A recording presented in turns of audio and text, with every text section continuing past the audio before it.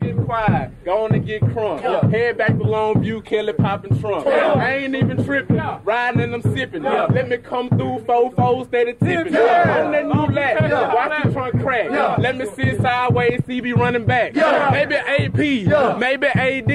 I ain't even tripping cause we some athletes. Messing with Smitty in the summertime. He get pissed if we don't make our time. But we gon' get it, cause we gotta finish. Nebraska Horn Hustlers, man, we diminished. Put them boys little, paint like a skittle. I ain't even tripping, I ain't never double dribble. Cause I'm a player from the Himalaya. Let me sit sideways, man. Maybe back door, maybe fall off. Sipping codeine cause I gotta kill a cough. Let me sit sideways in the big Benz. Oh, you boys, they my brothers, they my friends.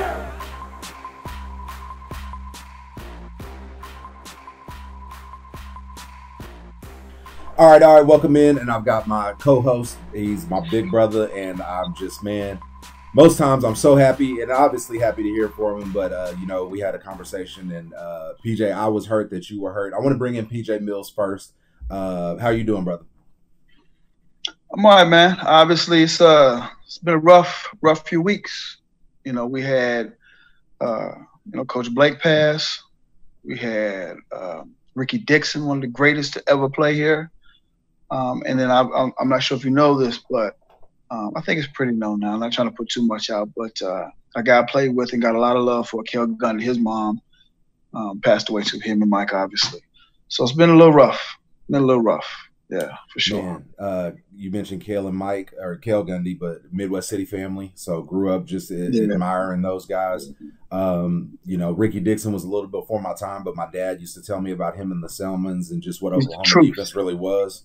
It was the truth. And then, PJ, I really had to get you on to get your thoughts about Coach Blake. I never got to meet him, but the one thing that the one word that comes to mind talking to you, talking to Jeff Frazier, talking to Keith Sparks was impact. It felt like he just had an impact on y'all, man. Let me know when you met him. What did he? Was that a good word to use? Let me know. Yeah, I mean, Blake was high energy, and he was fun to be around because he had booisms. Ooh, I can't wait to talk about those. Yeah, he has some good booisms, and but he cared. He really cared about the players, yes, but the people more. Man of God, definitely. We felt that, knew that, felt it, and knew it at the homegoing service as well. He was just so funny, man. I mean, everybody has a Blake story, something funny that he did. You couldn't tell him he didn't sing better than Luther Vandross because he thought he did. But, my thing is the journey that he had with OU. I believe he got there in 78 or 79, something like that, spent 4 years as a player. So he contributed as a player. And then you go down the line and he comes back and, he's a D-line coach, one of the best D-line coaches in the country. So much so that the Dallas Cowboys picked him up, wanted him to come be their D-line for the best team of that era. Cowboys was the best team in the 90s. They wanted him coaching those guys on the D-line. That says a lot. Yeah. And then obviously the first black coach in OU football history. And it was a journey more than 3 years, is what I'm trying to say. A lot of people want to stick on the 3 years. His contribution to the University of Oklahoma and the state of Oklahoma goes much further than that. And some people want to just cap it at 3, which bothers me. So you can comment on this, PJ, if you'd like. You don't have to. I'm a mixed kid. My dad's black, my mom's white. My dad very rarely bought a brace, brother. He wasn't one of those type of guys. But when he did, it really stuck with me, because he would tell me things hey son, as a black man, blah blah blah blah blah. Wow. Okay. Right. The first, and again, if you want to comment, you can. The first, I would say, John Blake was the first time he had said that a black man was not treated fairly. That was the first time he ever said that to me, and that's big. I was probably fourth, fifth grade, 95, 96, 90. I was the grades, 94, I was fourth grade, 95, fifth grade. So it was impactful enough to let me know, I mean, wow, this dude overcame so much. He got to the head coach at OU, and he was really given a short leash. And then college football being what it is, being as famous as it is, I mean, my dad really never talked about just the common job, but he knew what the OU-Nebraska rivalry was. He knew what these things meant. But just if you do, just tell me, do you feel like he was given a raw deal? Do you feel like people have celebrated him enough? Everybody has celebrated him enough? Should we celebrate him more? Let me know.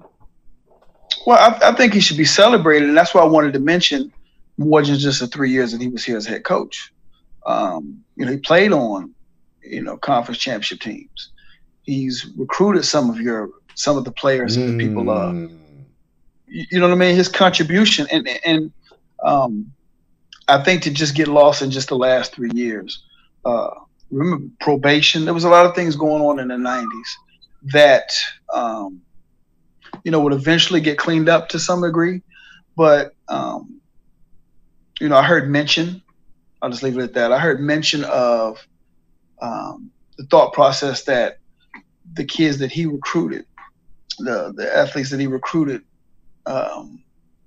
too much is made of what his contribution was of the players that he had on campus as opposed to who Stoops got. And my thing is clearly hating. Well, go ahead.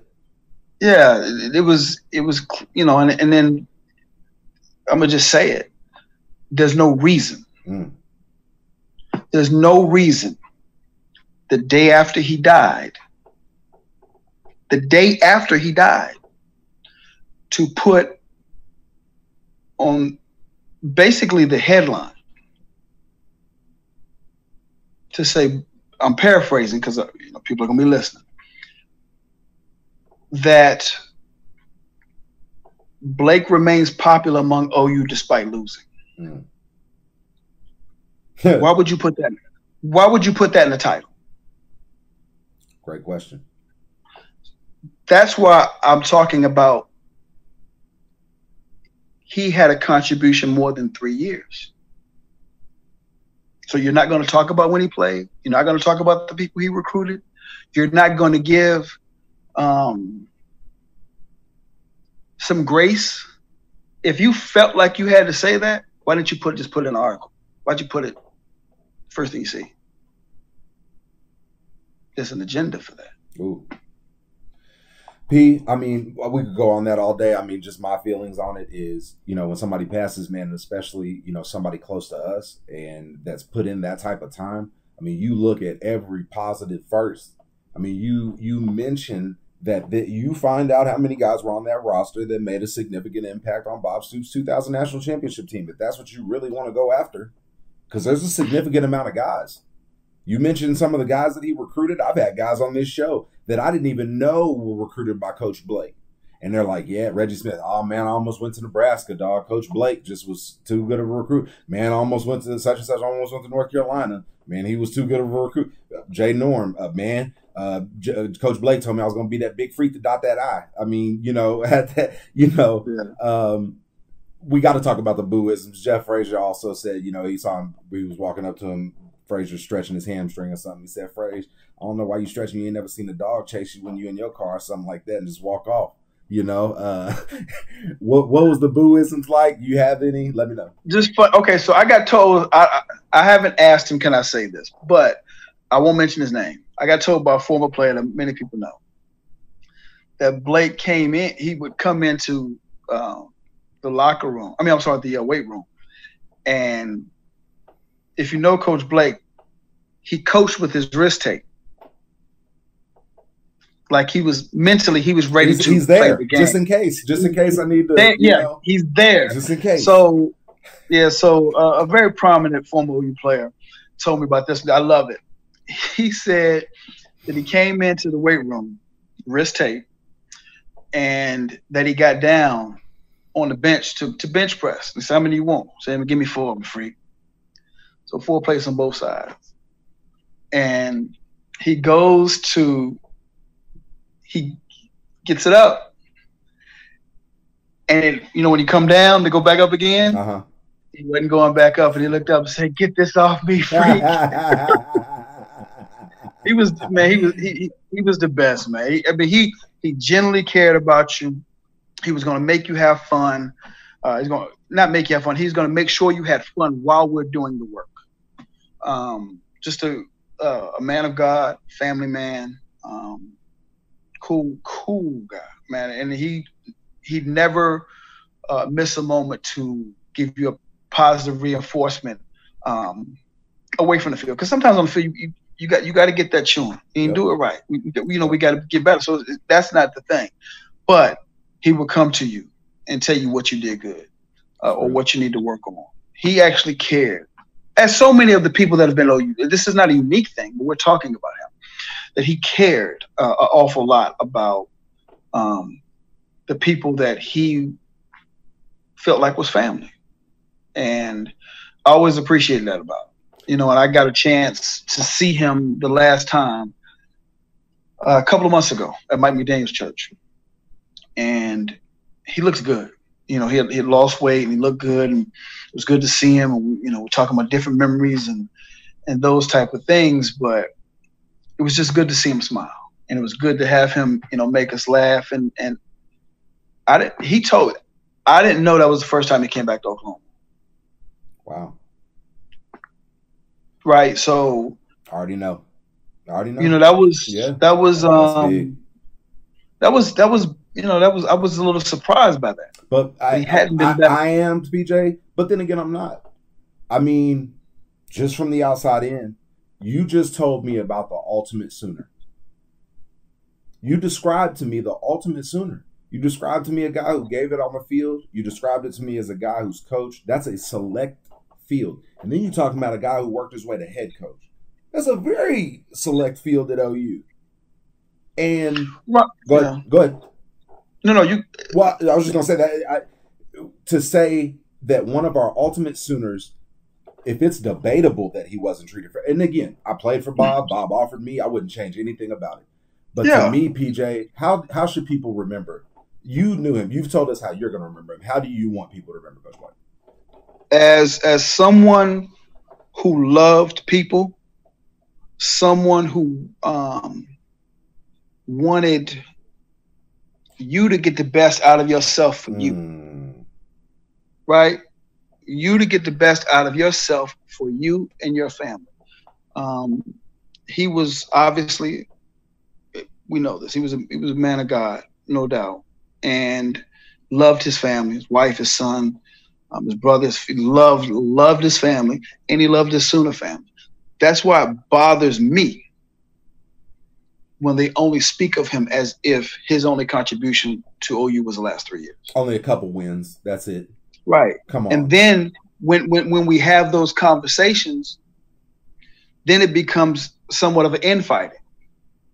And what I mean by somewhat of an infighting is there's no way in the world I would take any credit away from what Bob Stoops did at Oklahoma. Why would I do that? Why would I do that?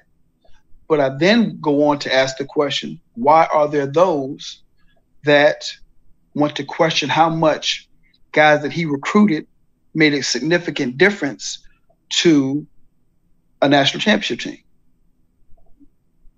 I think Rocky Kalmus made a difference. I think Roy Williams made a difference. Well, sure did. So I think there were others, but I think there were some guys that were there before that contributed to winning a national championship. So why is that so hard for people to say? It's like they only want to give him credit for the national championship. He gets credit for the national championship, as he should. This is not an anti-Bob remark. Right. This is a why are you trying to throw shade on someone who has contributed to the University of Oklahoma since '78 in some form or fashion. Right? Yeah. But to me, it felt like, I'm not going to say any names, but it felt like there was a little bit of a diminishing that was done on purpose. He was judged more on what he did when he got there, not how he got there. He was judged more on what is his worst moments than his best. I love that. Unfortunately. I mean, that's real. His worst moments more than his best. I don't get how they, or anybody, doesn't come into the conversation saying where OU was before. They weren't even on TV, fam. How the hell do you get a top 10 pick like Roy Williams to come to your school when half the games wasn't even on TV? I mean, how? Yeah, it was a rough time. I mean, changes at the top. I'm talking about school, not just football. Changes at the top, a lot of things going on. The 90s had a lot of things that were going on. And again, I'm not trying to rehash or make up history. The 3 years didn't go the way he or any of us wanted. That's I talk facts. I talk facts and informed opinion. It's not what he or the rest of us wanted, right? We understand that. But the day after he died, I thought there should have been more respect shown. Much more. Than to say that in the beginning. If you put it in the column, okay, that bothered me. Bothered me. The headline should. Let's flip gears a little bit. Obviously, rest in peace, Coach Blake. Man, never be forgotten. No doubt. No doubt. And may his family and all the love him find peace. Absolutely. Good guy. Gave a lot to a lot of people. Gave a lot to the game. And I went to the funeral. A lot of people was there. Coach Switzer was there. Keith Jackson, Spencer Tillman, Leon from Dallas Cowboys.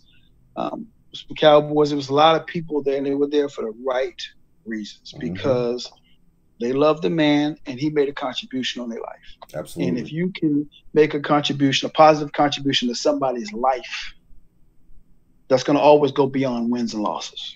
Speaks volumes when professional athletes come to your funeral and they make it a point to do that, PJ. Just again, all time, just great guy. It sounds like, man, we're gonna miss him. He sounds like he gave so much to the game, PJ, and it sounds like he would want the game to go on. I don't know how he would feel about the pandemic. Oh yeah, for sure. Yeah, for sure. I want to get your thoughts on everything that's going on, man. Big 10 postpones. SEC said, hell, we ain't postponing nothing. Big 12's like, let's get it. What you think? It's the money, right? They gotta get the money. Is it odd? Is it odd to you which schools want the money? No, I'm not anti-money by any means, but I didn't know why people were getting mad at the possibility we may not have games. Disappointed because you want to see football? Yes. But there's a difference to me between I'm disappointed because this pandemic is going on. Whatever level people think it actually is, and some people don't think it's nothing. Okay, there's 130,000 people that is something. So I don't have a problem if somebody says they should play or they shouldn't play.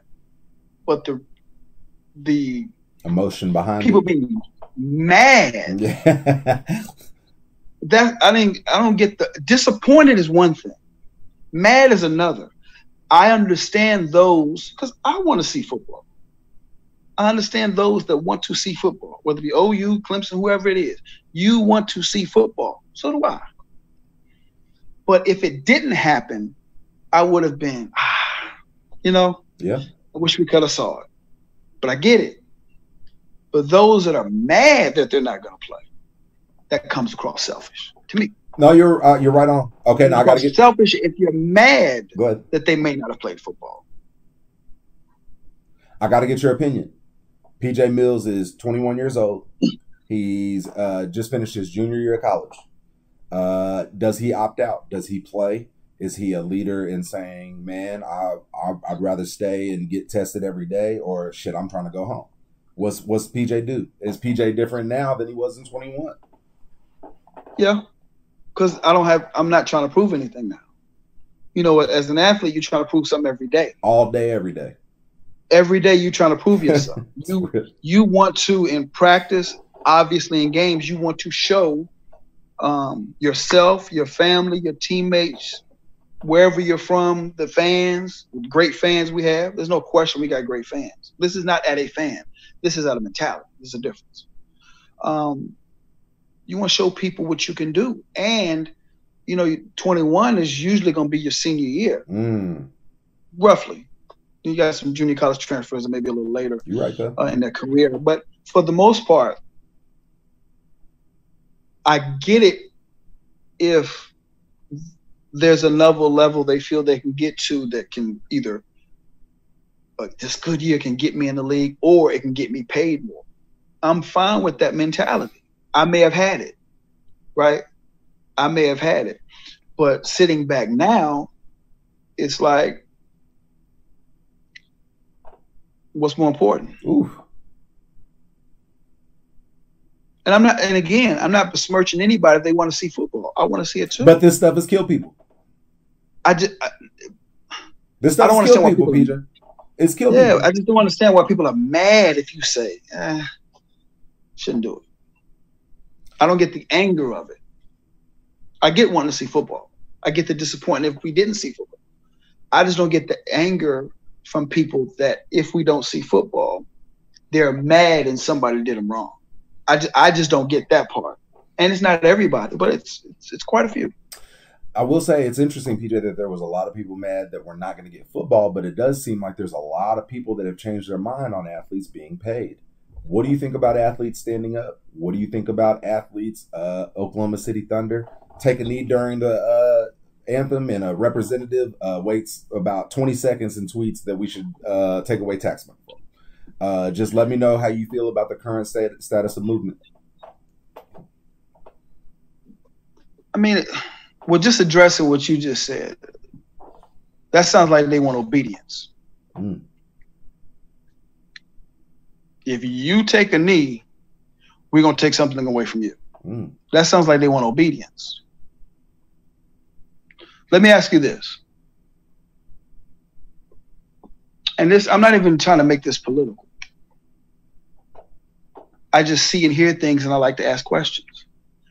If you see a young man and a young lady somewhere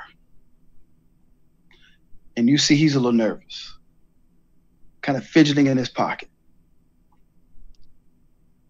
and you're out and you see, oh man, I think he's going to ask her. And he gets down on one knee. Are you mad? Not at all. Clapping for bro. How many people? Hey, how many people? Because I got more. How many people are mad if they see a young man, old man, whatever, older gentleman, whatever, get down on a knee and propose to the person they love? PJ, them cats who's mad to see that? As long as they ain't at a funeral in the hell, even at a funeral, they'll probably clap. Okay, so that's one scenario. Let's take another scenario. Unfortunately, in Little League, sometimes the kids get hurt, right? Very true. So let's say, unfortunately, an unnamed kid gets hurt. And a coach generally, not always, but coaches generally will look to everybody else on the sideline and tell them to basically take a knee, right? Take a knee. Okay. So, and then sometimes the opposing coach will do the same thing. Absolutely, out of respect. Tell his team to get on the knee. Yep. Is somebody mad at that? Not at all.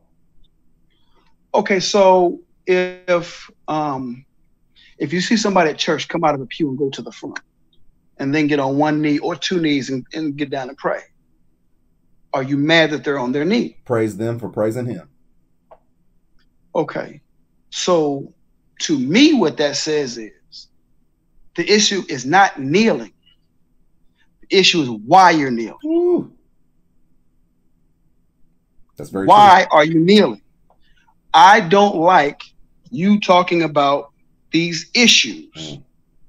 I just want to see my game. That's real. Right? So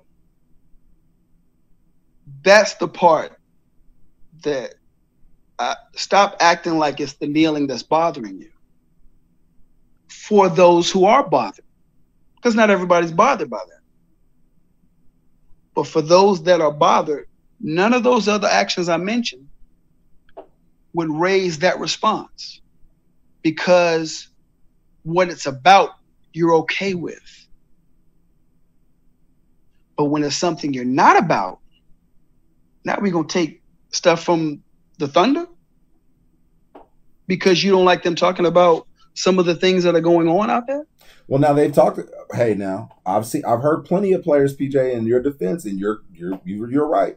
Inez Cantor, his dad was like arrested or somewhere. I believe he was with the Thunder when that happened. Right. There's been plenty. Steven Adams has went through things from his country. He was able to stand up for them. I mean, numerous people have made political statements. The Thunder have probably brought in their fair share of revenue to Oklahoma City especially. Right. PJ, I'll just, before you even answer, I'm tired of people. If you disagree with me politically, I don't think you're dumber than me. I don't even think you're wrong the majority of the time. That's your opinion. I may think differently of you depending on how far one way you are, but I'm not going to sit there and say just because you vote one way or the other, or you think one way or the other, or I disagree with you, that I should defund or everything that you're about. Now, if there's some things going on in that business that we should probably look into, that whatever, maybe. But you make a 30-second statement. To me, I mean, as long as that statement's nonviolent, not hurt nobody, and to me, PJ, they're trying to bring people together. My man CP3 wore some Langston shoes the other day. Shout out to LU. Yeah. You know what I'm saying? Yeah, he repping HBCUs, yeah. Got to. So just let me know. Like it's okay to have differing opinions. I'm not saying it's not. I'm not saying I know everything, but I just give my perspective on some of the things that I see and hear. And that deal about the kneeling, it's not about kneeling. It's about the fact that those that have a problem with the kneeling, to me, it comes across that they have a problem with what he's kneeling about. Mm-hmm. And if you're mad that someone is taking a knee to bring awareness to some things that are going on in this country, you're more mad that he took a knee to bring that topic up, to elevate it so we can talk about it and maybe do something about it. If you're more mad about that than the fact that it's really happening, that's a problem. Breonna Taylor's family, she probably, PJ, I'm sorry to cut you off, but those are the families we need to think about. She was asleep. Kind of like Fred Hampton. So, again, this isn't at anybody. I don't understand certain things. And again, everybody's entitled to their opinion, but just say what it is. I don't like you talking about that. Stop acting like it's the knee, because we already went over the other ways that the knees are never seen as disrespectful, because people are okay with what that means. They're not okay with what they think it means in other scenarios. And that's fine for people to have different opinions. That's fine. But if you're mad because someone's kneeling, trying to bring attention to some people dying in their sleep at home or some other things going on, but you're not mad that the NFL makes the military pay for those flag ceremonies. Millions. Anybody mad at that? Mm-mm. Is anybody mad that a bunch of people go to the concession stand when the national anthem is being played? Well, PJ, just keep the same energy. Just say what it really is. I don't like that. Yeah. And stop saying it's about kneeling, because it's not. You don't like whatever movement you don't like. It's not that just they don't like say that. Let's not right. tap dance around it. Just say I don't like that. It's not that. Stop acting like taking a knee is disrespecting anybody. Taking a knee is not disrespecting anybody. You can disagree with what someone professes. Fine. You can agree or disagree. That ain't for me to judge. But the kneeling, that's an excuse. I don't get with that. Because you don't think anything about kneeling is disrespectful until you heard what came behind it. That's so real. That's so real. No, you're so real. And I really haven't heard many other races being told to get over things or not to worry or, not have their oppression heard. Because, again, PJ, when the NFL wants to hear that they need Army people to serve, they can throw a commercial up there. When they can pay the Department of Defense millions to help them recruit. That's a political statement to me.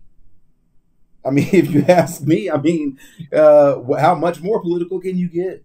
But unfortunately, I feel like so many people are just hypnotized by this flag, and I get it. I'm half white. I have come from a military family. Both of my grandfathers were military vets. PJ, one white, one black. Unfortunately, one was able to come home and expand his family, homes, and things like that. And one was in a neighborhood that was segregated, that was just got desegregated, stayed in the same house for over 50 years until he died. Oppression varies, likely varies by ethnicity, and I'm living proof of that. I'm not saying that all black people are put in this position, but we should listen to the black people that are. Yeah, there's no such thing. No such thing as really all in most cases. Mm-hmm. But I think sometimes, and I've said this before, people listen to respond rather than listen to understand. Okay, Herb, finish what you're saying so I can come back to you.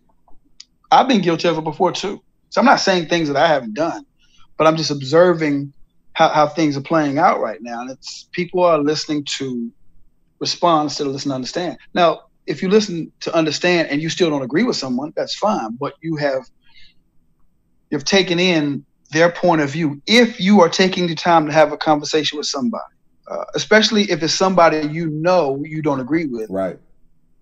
If you're going to have that conversation, then let them talk, let you talk, and at a certain point, y'all will either agree or agree to disagree. But if it's just going to be a shout match, it's not going to go anywhere. You know what I'm saying? And again, I'm not telling people how to communicate with each other. I'm just saying the best way, if you're really trying to understand what someone's talking about and to make a point, you want to let them be heard so that therefore you get heard too. Real. Because if it's just a shouting match at a certain point, nobody's going to be hearing anything. It's just going to be elevated noise. It's going to be one walking away. And what was the purpose? That's real. But that's me sitting here chilling. And I'm not really in a heated debate with anybody right now. I understand that it's easy to sit, somewhere where you are and be calm. But when it's things that you really hold near and dear to your heart and true, it's going to become a little more emotional. It's going to become a little more heightened. And I think if you can get to that point where, hey, listen, we're probably not going to agree. But what I am going to do is I'm going to listen to you and ask you to listen to me. If this is what we're going to do is have a conversation about something we probably may not agree with. I'll listen to your points. You listen to my points. And maybe I make some sense to you. Maybe you make some sense to me. Or maybe at the end, I got to say what I had to say. You had to say what you had to say. And we'll just agree to disagree. That's real. Now, that's what you would hope for, to have a situation where y'all can sit down and have an authentic, honest conversation. And even if it gets a little elevated, I mean, people are passionate. That doesn't always mean they're mad or there's going to be a fight, but people are passionate about what they believe in. But I just want people to keep the same energy. Let's end it with some football. Yeah, you're right. That was great. ACC, SEC, Big 12 all start the season, hypothetically. How you feel about the season, PJ? Do you think we make it to the playoff? Are you worried if Clemson, LSU, Bama, and us make it? Let me know. Well, I always want to get there, even if we lose. Can't win it if you ain't in it. So I want to keep going to the Final Four. Obviously, I want to get to the Final Two in the national championship because I want us to win one. But if they're able to finish the season, it'll be good. And I hope so. I want to see football, but I'm not one that says that it has to happen because there's still some things. I mean, to be honest, I didn't think they should play football. Just being honest, I didn't think they should play football because I felt like it was dangerous, and also, whereas it was a little different with the NBA, they quarantined themselves. Oh yeah, I believe quarantined themselves too. They got that big bread, right? But also, they don't have to go back to school. After a game. Now I don't know what OU or any other school is doing, but they're going to go to school, right? There's no way you can have a team play football and not have people on campus, right? So that means there's going to be some people on campus. Now I don't know if they're going to do it online and you just stay in your dorm room. I don't know, but if it's to the point where people are saying, those in power are saying, you're going to go to class, okay. So those same people that go to class, if they feel like, okay, it's okay for us to go to class, it's going to be okay for us to go kick it. Mm-hmm. So then you get the beach stuff, you get parties, and what if a football player from whatever university you want to say, well, we got class. Y'all saying it's okay for us to play. It must be okay for us to party. I will wear a mask. Don't worry. Right. So that's what I'm saying. So that was my process. That was my process on probably should wait. But I also knew they weren't going to do that because the money was too big. They started seeing billions, not millions. Right. So, yeah. And there's a lot of guys that want to play, and that's cool.